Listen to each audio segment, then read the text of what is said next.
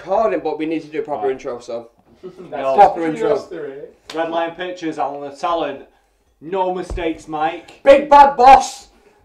That threw you off, didn't it? Yeah, Big Bad Boss. So we're going to do Captain Marvel predictions, what we think it's going to mean for the whole cinematic universe. Well, watch the trailer, we're going to talk about that, see what's going to go on with the rest of the film. This film, I think, has more impact on the whole of the MCU than probably any other film going into it. Okay. I don't think any film has had someone come in so OP from the start, they're stupidly overpowered from the start, and that they're not learning the powers.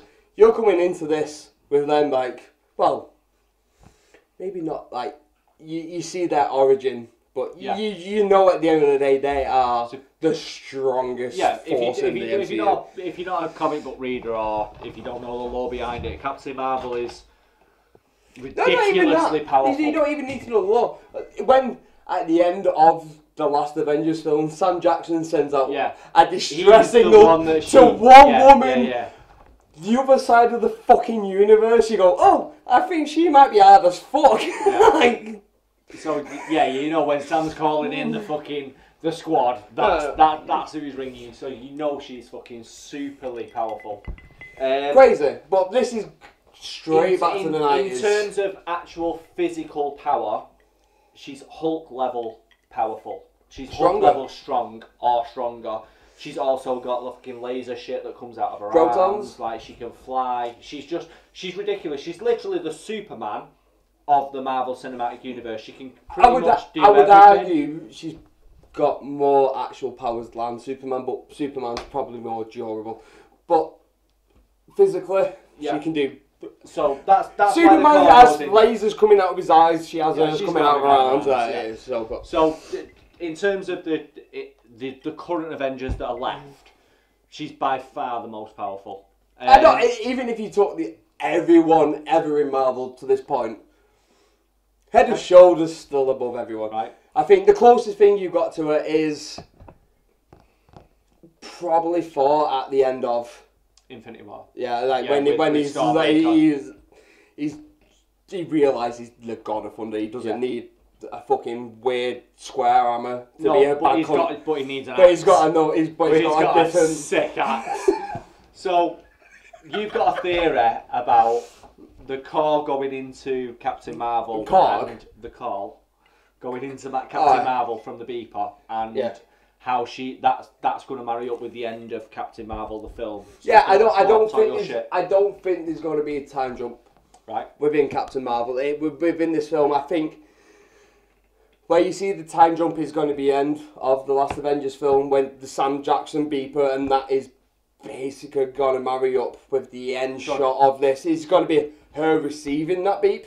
Right. So do you think that's going to be a post-credits? So you're going to get the whole Marvel film set in the 90s, and then a post-credit is going to be her like literally sat on a couch watching Netflix. Either that, beeper. It's gone off. Oh, it's Sam. It's either going to be that, or it's her going to be just Joe flying around, just being a prick in space, just going, I'm the army, and then gets a beeper. Actual sound effects from the actual film. Then she's going to get a beeper and go, oh shit, I need to go and help my boy out. Right. And that's... Okay. But I don't think there's going to be a time jump.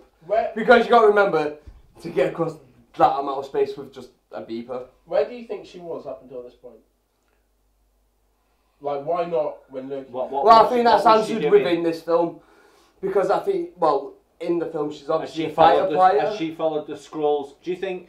Because going off that, what you've said, like, initially I had a different idea about the film. When you said that, I was like, oh, that fucking works so well. So... The story from what we can see of Captain Marvel going from the trailers is that she's come to Earth. No. She gets transported from Earth. No, she was on Earth as a fighter pilot. She was on Earth. She grew up on Earth. She's Earth. Yeah. But I think she's probably got part 3 genetics. So she's basically an Inhuman. Pretty much. Yeah, she gets fucked off into space. She gets trained by Jude Law, who I think is Marvel, and This is all in. I think she's a fighting pilot with the original version of the Quinjet. Right. There's a big accident because she has wait, a fight with. Guys, hold on. Let's just do theories first. Alan, you do your theory. So for me, it's that she's trained, like you said, as a fighter pilot. She's on Earth. She works for not Ferris The army. So the American Air Force. American Air Force. She's a test pilot. She's a test fighter pilot. She gets sucked into some sort of vortex or wormhole, similar to Ragnarok, where the Devil's Anus, where she gets transported way across the universe. This is where we differ. I think that's all right. Wait. Finish. You finish. No, because this is the main point. I think when she's a test pilot and it's in that Quinjet, she meets a Krull space fighter, right? And they have a fight. That's when she gets the powers, but she gets evacuated by Jude Law's character. Yeah. I don't think Jude Law's going to be in it that long. Well, I do, but I think it's because he's after the explosion, that accident. He's the one what finds all the bodies. Yeah. Whips her away because she's been affected by whatever. Skrull, like DNA or Kree DNA. And then she's going to get whipped off, and then she's going to have a memories implanted that she's Skrull. And that's where the deception is. She thinks she's Skrull. She's not actually Skrull. Then she starts killing everyone. Right. Well, I think because she wants to be human. I think she's going to get transported across space for however many light years. She's going to end up on a planet. She's going to get picked up by the Nova Corps, which is going to be Jude Law as Marvel. Well, basically being a Nova Corps unit. She's going to get adopted. Well, we know it's not Nova Corps. We know it's Star Force, which is Kree, not Nova. Right. Okay. But even so, I don't know that. Your whole shit in the bin. That's that. So I think she's going to go away. She's going to get trained. She'll end up ultimately getting her powers from Jude Law, who's going to be Marvel. He'll die at some point. That's why I don't think he's going to be in it too long. I think he's going to die. So you don't think he's John Roth? I don't think he's going to die. I think he'll die within the first 30 minutes of the film. They're going to do an origin story really quick. Right, transporter, training montage. He'll die. She'll get his powers, and then the rest of the next hour to an hour and 15 minutes of the film will be her developing her powers as absorbed from him. Personally, I hope it's yours, so it's not as predictable for Joe. What I think, but I think they've already released details. What says that's not the case. Possibly, but because studios. But we don't know because the MCU literally don't lie in every single thing they ever put out. Like literally, they do lie in everything. So everything what I think I hope and know is going to come true. You can't really take it into account, especially when they've gone. We're going to rewrite a whole origin. Yeah. Like, especially for someone who doesn't really know that origin that well, but just pretends to look cool on the internet. Is that what we do? Fuck off. No way is that what we do, to pretend to know shit. But let's face it's a big fact of... Crazy. It's a big fact of nerd elitism. Right. I know everything you don't know because I know all the secret deep cuts, but I don't think this counts in this film. This is the first film where I think you can throw everything out the window because they've gone. We're changing everything about it. Makes me so excited about the fact that we're going into a film that has no immediate impact into the MCU. I don't think that's true. Going into films like Black Panther or Ragnarok, you knew that it was going to lead into Infinity War ultimately. This one's set before everything, so it literally could lead into any single film of the 19 films that have come before it. It could go straight into Infinity War, but you could drop it straight into something like the first Avenger. But I was going to say, you need to remember that the first Guardians film. That was completely left wing for everything MCU have done. Yeah. And it's probably now one of the biggest parts of the MCU now. Yeah, of course. But I think this is what this film is going to do. It's going to unlock whole thing that no one's thought about within the MCU. Because that's what I love about MCU. But I think that's... Is that it literally will just throw your curveball after curveball after curveball. Yeah, exactly. Well, and with them now getting... Because at the minute, if you don't know the logistics of shit, the MCU, Marvel, has the license for the Skrulls. They do not have the license for Super Skrulls. That is owned by Fox, which they are currently in the process of buying. Mutants is very much a word that is associated with Fox and with the license that they own for the X-Men. That's why Marvel went the Inhumans routes and the enhanced routes with like Scarlet Witch and Quicksilver. So they're originally in the comic books they are mutants, but in the Marvel Cinematic Universe, because they still had the license for their name, they chose to use the word enhanced because they can't use the word mutants. Where this is where Ant-Man and the Quantum Universe is going to come in massively. Marvel are currently in the process of buying Fox. We know it's going to cost them a shit ton of money, but it's going to get every single property that Marvel previously owned, or Disney, sorry, are in the process of buying Fox. But it's going to get every single property that Marvel previously owned back under the Marvel umbrella, which means Fantastic Four. I don't think they own everything though.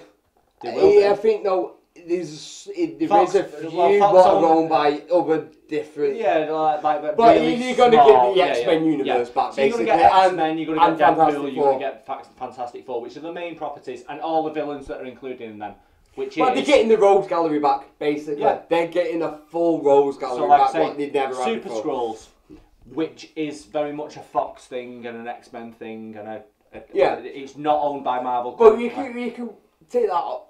Fuck Super Skrulls off. Galactus. I made a point of this in my Endgame, and I think this is the new Thanos for me. It's a Fox property at the moment. So moving forward from Captain Marvel, and moving into the next film, which will be Endgame, Avengers Endgame. Yeah. That's when you've said you feel like the next big bad is going to be Galactus. Well, I think it's going to be alluded to because they don't own the rights. They're not going to show outright. I think they might have added a slight deal in there for the Silver Surfer. Yeah. Which makes perfect sense because the Silver Surfer is like the voice of Galactus, and I think if it was me, if you want to cover in the next 10 years of big bad, that is that one, because you've got at least 2 Silver Surfer solo films, and you introduce the Fantastic Four off like you introduced your X-Men off like. It's the place to build like your new MCU around it. I feel that from Endgame we'll get Fantastic Four. I feel like Fantastic Four is very much the segue into Phase 4 of the Marvel MCU. Part of me feels maybe the second half of it. See, I don't. I feel like that deals very much.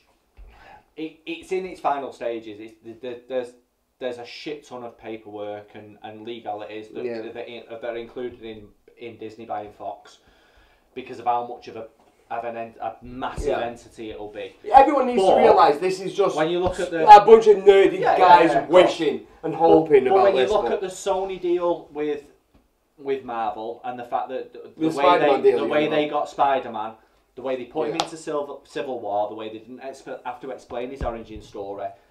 That and not even that, it is the simplification of that character. Yeah. They don't need to put the weight of the world on him because everyone already knows Spider-Man is a kid what's literally got everything on his shoulders. So you don't need that. You just need to show him being a slightly different, energetic, young. Not a 30-year-old playing an 18-year-old, you stupid bastards. You got a teenager playing the teenager, which makes perfect sense because it makes sense when he's like, oh, do you know what? Maybe I shouldn't be on this big fucking Q ship going to Jupiter and something like that. It plays in the face. That's the way I feel we're going to get Fantastic Four in Endgame. I feel like they've done the origin story. We know what the Fantastic Four are. Anyone that's watching that film after 19 films knows what they are as a character. So they can just literally go. And I don't think we're going to get the full Fantastic Four. I think we're going to get a Sue Storm or a Johnny Storm just drop in and go, the rest of my family it's got are to just be fucking Mr. Fantastic dusted. first, No, surely. No, Doctor Doom. It's them two. Throw a Sue Storm in and go, my husband, my brother, and my best friend were just fucking dusted. So I've just turned up to show the shit. So you're taking my version for why Ronin turns to Ronin. Yeah, I'm taking that. His whole family's been dusted, and all I'm going to be now is a grade A assassin prick. Yeah. But with a bit of conscience. I'm applying that to Sue Storm, who, considering we've lost Scarlet Witch, is a very, very, very powerful. Well, we've lost Scarlet Witch at this point. No, she's gone. She's dusted. Yeah. Yep. Yeah. Dusted just after. Right. I might have been drunk, but obviously, because you're always drunk. But she went just after. So Scarlet Witch is dusted, but so I think considering we've lost her, we'll get a Sue Storm instead. And that's what, in my heart of hearts, I'm like, please, just fucking drop that in. In fairness, though, they are dropping Captain Marvel. She's super old. She's literally the replacement. But Captain Marvel, I don't feel is going to be that relatable. She's going to be too OP. So as a relatable character that's kind of in between Captain so Sue Storm for me, or Scarlet Witch is in between Black Widow and Captain Marvel. She's the female character that's kind of like you, but so much more powerful. You're the issue I had with DC dropping two OP characters in. Yeah. This is why the MCU have decided to introduce Captain Marvel past tense in the 90s. And that is literally so they can avoid the pitfalls of doing it the DC way. You don't need to show that you're overpowered until that third act of that endgame. We know she's going to be really, really OP anyway, but you're not going to know that until literally the final third act. But like I say, for me, for the inner geek inside me, I'd like them to just go, we're just going to shock the shit. Because they did that in Infinity War. But apart from no, they didn't. I told you everyone was going to die. Apart from Mike Good in the entire world, no one thought they was going to kill literally every significant or almost significant. Mike, even you were in the cinema, you were fucking. No. Actually, remember my words at the end of it. I went, no way, they did my plan. Like literally, they were my words. When they killed everyone, I went. No way, they did what I wanted. I was like, it's the first time anyone's pulled off. Literally, I want the bad guy to win. And he won. Let's face it, of the three people in this room, name your favourite Star Wars film. Empire. Easily, Empire. Yeah. Empire. Who wins?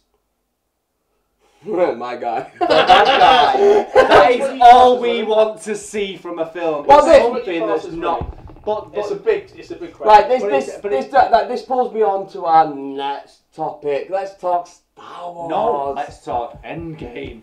No, let's talk Star Wars. No, we need to talk Endgame. We'll come back to Star Wars. That's not a problem. But you wanted to do a sober Endgame.